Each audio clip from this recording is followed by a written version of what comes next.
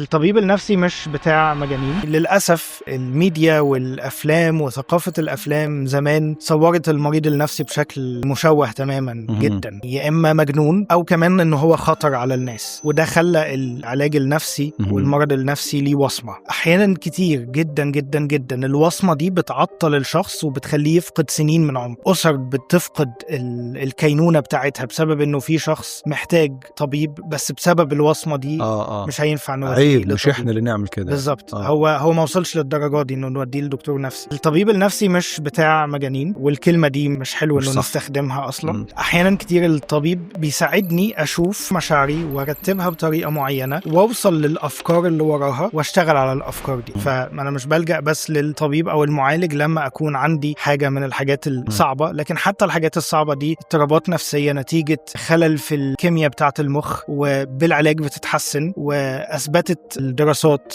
والأبحاث الاجتماعية إنه الأشخاص المصابين بأعراض نفسية صعبة من اللي بتيجي في الأفلام وبيعتبروا الشخص مجنون هم أكثر ناس عرضة للأذى، مش هم اللي خطر على المجتمع. هم طول الوقت بيتأذوا من الأصحاء، مش هم اللي بيأذوا الأصحاء.